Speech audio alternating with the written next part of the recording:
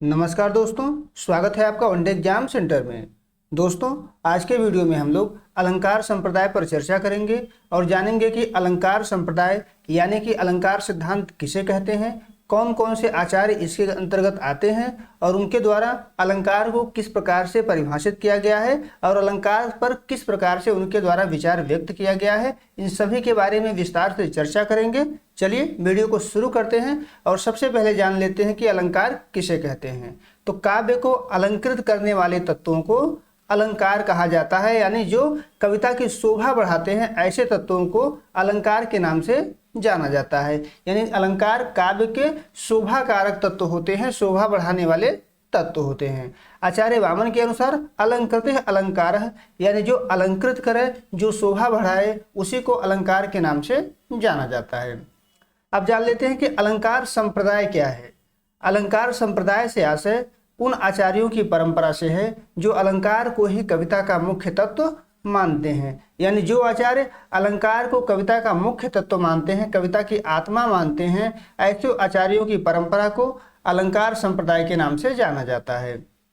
सबसे पहले अलंकार पर चर्चा भरत मुनि के द्वारा किया गया है और भरत मुनि ने अपने ग्रंथ नाट्य शास्त्र में 4 प्रकार के अलंकारों की चर्चा की है। उपमा, रूपक, दीपक और यमक, इन 4 प्रकार के अलंकारों की चर्चा भरत मुनि के द्वारा किया गया है। लेकिन भरत मुनि को अलंकार संप्रदाय का प्रवर्तक नहीं माना जाता है। अलंकार संप्रदाय का प्रवर्तक आचार्य भामह को माना जाता है और भामह का समय है 6वीं शताब्दी। भामह जो है 6वीं शताब्दी में विद्यमान थे और इन्हीं को अलंकार सिद्धांत का यानी अलंकार संप्रदाय का प्रवर्तक माना जाता है। और भामह के अलावा जो इस संप्रदाय में आते हैं उनमें उद्भट हैं, दंडी हैं, रुद्रट हैं, जयदेव हैं, ये सभी अलंकार के समर्थक आचार्य हैं। और हिंदी में केशव दास हो गए, भूषण हो गए, जसवंत सिंह हो गए, दुल्हा हो गई, ये सभी जो है अलंकारवादी आचार्यों की श्रेणी में आते हैं। अलंकार का समर्थन इनके द्वारा किया जाता है। आगे बढ़ते हैं, अब देख लेते हैं कि विभिन्न आचार्यों के द्वारा अलंकार का निरूपण किस प्रकार से किया गया है, किस प्रकार से उनके द्वारा अलंकार पर अपना विचार व्यक्त किया गया है। इसमें सबसे पहले नाम है आचार्य भामह का। इनके द्वारा ही अलंकार सिद्धांत की स्थापना की गई थी। इनका समय है 6वीं शताब्दी और काव्य अलंकार नामक ग्रंथ इनके द्वारा लिखा गया है। भामह ने सर्वप्रथम अलंकार को काव्य का आत्मा माना है। इनके द्वारा ही सबसे पहले अलंकार को काव्य की आत्मा घोषित किया गया था। इन्होंने लिखा है कि न कांताम निर्भूषम विभाति वनिता मुखम, यानी जिस प्रकार से स्त्री का सुंदर मुख भी आभूषणों के बिना शोभित नहीं होता, उसी प्रकार अलंकार के बिना कविता शोभित नहीं होती। यानी इनका मानना है कि कविता की सुंदरता अलंकार के बिना नहीं होता है। यानी आचार्य भामह जो है अलंकार को कविता में आवश्यक मानते हैं। भामह के बाद दूसरा जो नाम है वो आचार्य दंडी का है और आचार्य दंडी ने अलंकार के संदर्भ में लिखा है कि काव्य शोभाकारान धर्मान अलंकारान प्रचक्षते, यानी अलंकार जो होते हैं वो काव्य के शोभा कारक धर्म होते हैं। इन्होंने कहा है कि काव्य को सौंदर्य प्रदान करने वाले धर्म अलंकार हैं और इसके साथ साथ दंडी जो है अलंकार को काव्य का शाश्वत धर्म भी मानते हैं। एक तरीके से काव्य की आत्मा इनके द्वारा अलंकार को ही माना गया है। आगे बढ़ते हैं, जो अगले आचार्य हैं उनका नाम है आचार्य वामन। आचार्य वामन एक रीतिवादी आचार्य हैं और रीति को काव्य की आत्मा मानते हैं। अलंकार को काव्य की आत्मा इनके द्वारा नहीं माना जाता है, लेकिन इनके द्वारा अलंकार के संबंध में लिखा गया है कि काव्य ग्राह्यम अलंकारात सौंदर्यम अलंकार, यानी सौंदर्य क्या है, अलंकार है और अलंकार के द्वारा ही काव्य ग्राह्य होता है, ऐसा इनका मानना है। सौंदर्य ही अलंकार है और अलंकार के द्वारा ही काव्य ग्राह्य होता है। लेकिन वामन जो है अलंकार को शोभा कारक तत्व तो नहीं मानते हैं, बल्कि गुण को शोभा कारक तत्व तो मानते हैं और लिखते हैं कि काव्य शोभाया कर तारो धर्मा गुण, यानी कविता के जो शोभा कारक तत्व हैं वो अलंकार न होकर के गुण हैं। गुण को अलंकार की अपेक्षा इनके द्वारा ज़्यादा महत्व दिया जाता है। आगे बढ़ते हैं, अगला जो नाम है वो आचार्य रुद्रट का है। रुद्रट भी अलंकारवादी आचार्य हैं, यानी अलंकार को कविता की आत्मा इनके द्वारा माना जाता है। अलंकार को महत्व देते हुए रुद्रट के द्वारा लिखा गया है कि तदेवम अलंकार एव काव्ये प्रधानमिति प्राच्या नाम मतम, यानी इनके द्वारा भी कविता में अलंकार की प्रधानता को स्वीकार किया गया है। अलंकार को ये कविता में आवश्यक मानते हैं और काव्य की आत्मा इनके द्वारा अलंकार को घोषित किया गया है। अगला नाम जयदेव का है। जयदेव भी अलंकारवादी आचार्य हैं। इनके द्वारा भी अलंकार को कविता की आत्मा माना जाता है और जयदेव ने अलंकृत रचना को ही काव्य माना है। जो रचना अलंकृत नहीं है जयदेव उसको काव्य नहीं मानते हैं। उनके द्वारा लिखा गया है कि अंगी करोति यह काव्यम शब्दार्थवन लंकृति अशो न मनते कस्माद नुश्रम मन लंकृति, यानी अलंकार के बिना कविता उसी प्रकार से है जैसे उष्णता के बिना अग्नि, यानी अगर अग्नि में उष्णता नहीं है तो अग्नि किसी काम का नहीं होता है। उसी प्रकार से कविता में यदि अलंकार नहीं है तो कविता किसी काम का नहीं होता है, ऐसा जयदेव का मानना है। आगे बढ़ते हैं। अगले जो आचार्य हैं वो अग्नि पुराणकार वेद व्यास हैं।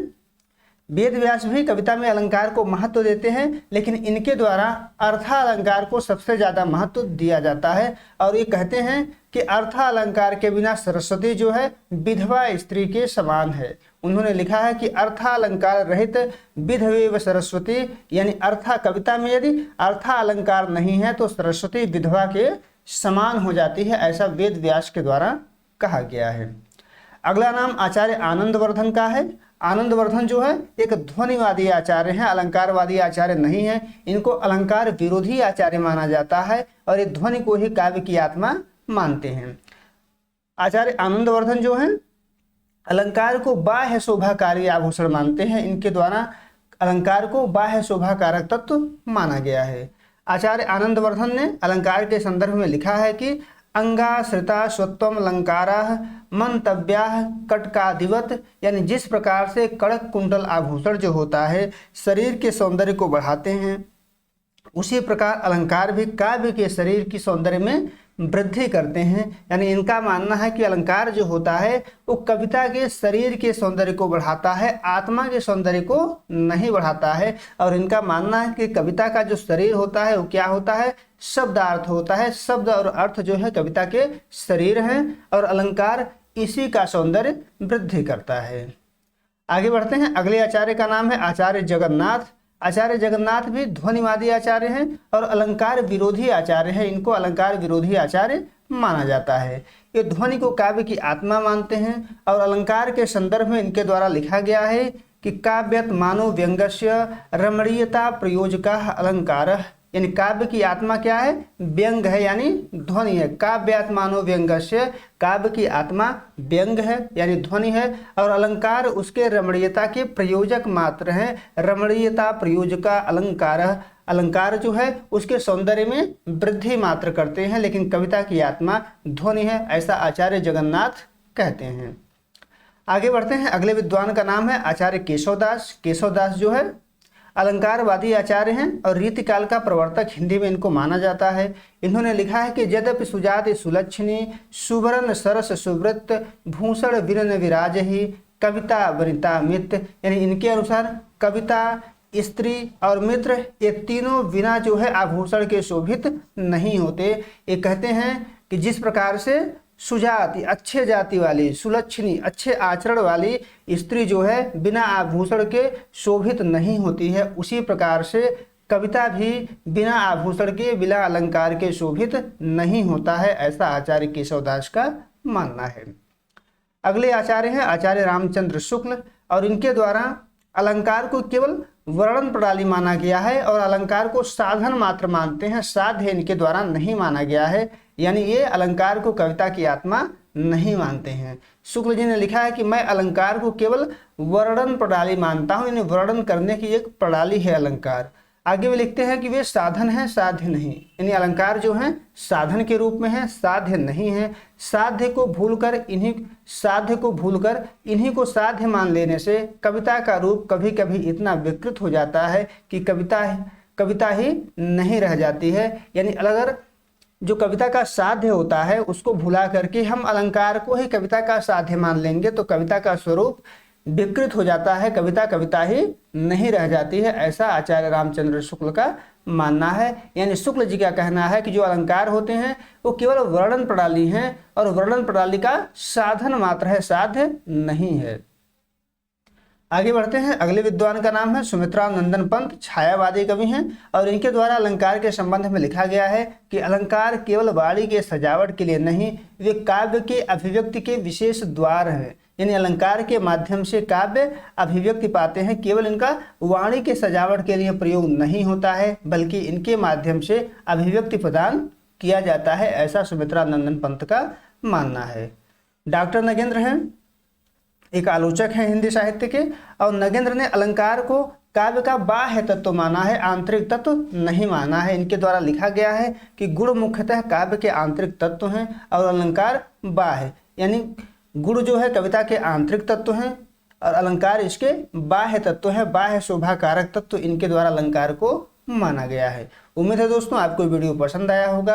आप अलंकार सिद्धांत के बारे में जान पाए होंगे कि कौन कौन से आचार्य अलंकारवादी हैं, कौन कौन से आचार्य अलंकारवादी नहीं हैं और इनके द्वारा अलंकार सिद्धांत के बारे में किस प्रकार से विचार व्यक्त किया गया है। अगर वीडियो अच्छी लगी तो वीडियो ज़्यादा से ज़्यादा लोगों तक शेयर कर दीजिए, चैनल को सब्सक्राइब कर लीजिए। बहुत बहुत धन्यवाद।